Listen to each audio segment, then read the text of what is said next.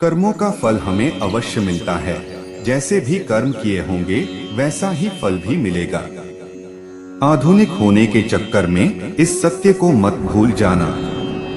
मित्रों, हम अपने मानव जीवन में जैसे कर्म करते हैं उनका वैसा ही फल हमको इस जीवन में भोगना पड़ता है।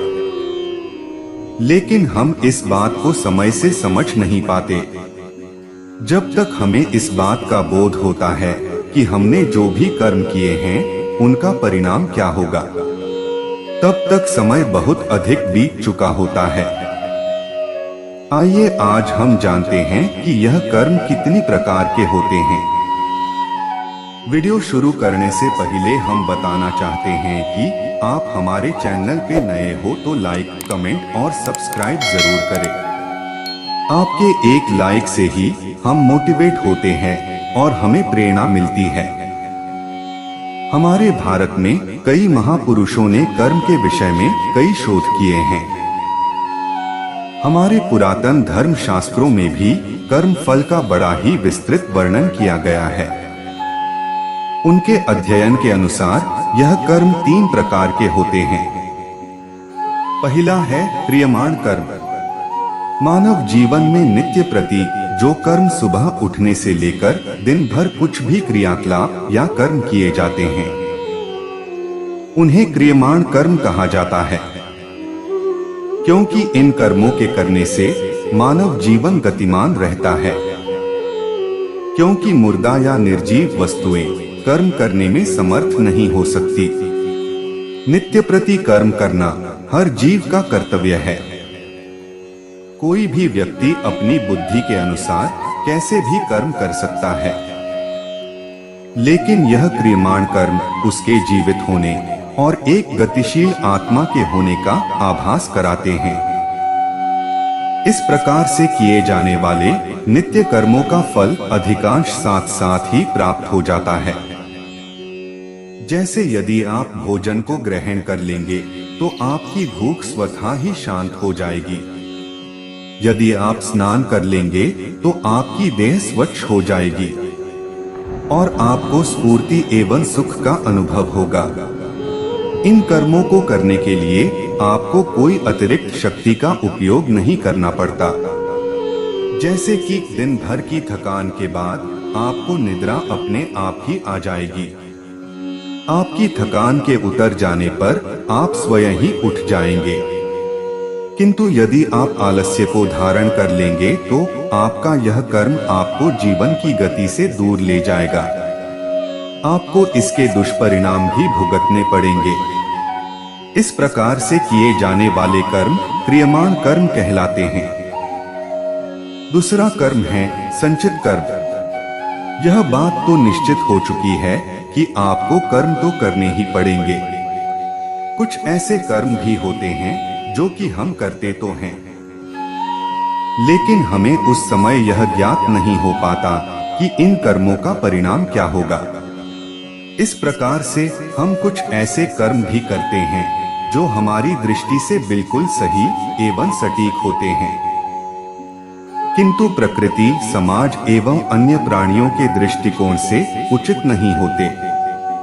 हम यह अक्सर यह सोचते रहते हैं कि हमने जो भी किया उसका हमें अच्छा ही परिणाम मिलेगा, लेकिन कई बार ऐसा नहीं होता और हमें अपनी कर्म करने की सोच में परिवर्तन लाना ही पड़ता है। इस प्रकार से कर्म करते हुए कुछ ऐसे कर्म भी होते हैं जो कि हमारे चित्त की अंतर्दशा में जाकर एकत्र हो जाते हैं। साथ ही उन कर्मों का फल भी चित्त में ही विद्यमान हो जाता है।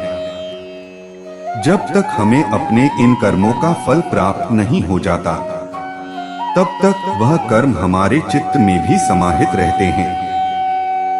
इस प्रकार के कर्मों को संचित कर्म अर्थात संचय कर रखे गए कर्म कहा जाता है। तीसरा कर्म है प्रारब्ध कर्म। जब हमारे कर्म हमें उस दिशा की ओर ले जाते हैं जहां हमारे कर्म हमें पूर्ण रूप से फल देने को परिपक्व हो चुके होते हैं, तब ही इन कर्मों का फल हमें मिलता है। इस प्रकार के कर्मों को प्रारब्ध कर्म कहा जाता है। इस प्रकार के कर्म हमारे अंतर्मन में लंबे अंतराल के लिए एकत्र रहते हैं।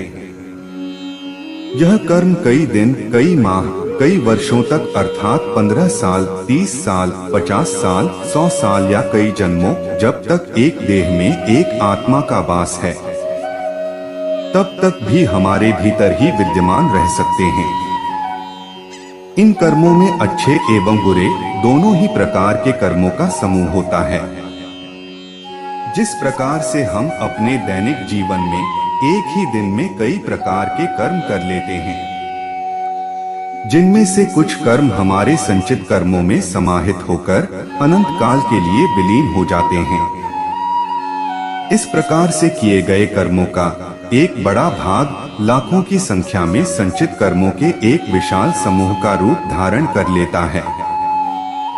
इस तरह से यदि हम विचार करें तो पाएंगे कि हम अपने एक मानव जीवन में लाखों संचित कर्मों को एकत्रित कर लेते हैं। यदि हम अपने पूर्व जन्म के कर्मों को भी इनमें सम्मिलित कर लें तो हमें ज्ञात होगा कि ऐसे बहुत सारे अनगिनत कर्म अभी बाकी हैं, जिनको भोगना अभी शेष है, ताकि उनका कर्म फल हमें प्राप्त हो सके। हमारे शास्त्रों में एक प्रकार के ज्ञान योग का भी वर्णन किया गया है।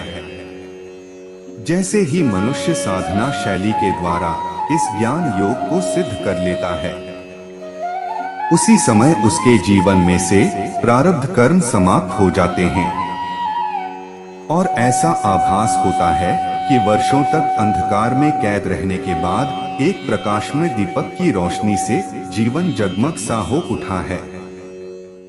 ऐसे कर्मों को आध्यात्मिक व्याकरण भाषा में प्रारब्ध कर्म कहा जाता है। मित्रों, अपने इस वीडियो के द्वारा हमने आपके सामने कर्मफल के सिद्धांत एवं कर्मों के प्रकार के विषय में कुछ जानकारी प्रस्तुत की है।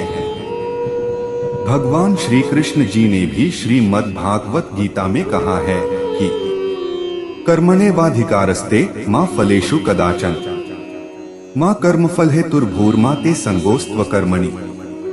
अर्थात हे मनुष्य, तू फल की चिंता कर्म बिना किए जा, तुझे तेरे किए हुए कर्मों का फल अवश्य ही प्राप्त होगा। यदि आप भी इस विषय में अपने विचार देना चाहते हैं तो कमेंट बॉक्स में अवश्य लिखें। आपको वीडियो अच्छा लगा होगा और आप हमारे चैनल पे नए हो तो लाइक, कमेंट और सब्सक्राइब जरूर करें। आपके एक लाइक से ही हम मोटिवेट होते हैं और हमें प्रेरणा मिलती है। धन्यवाद।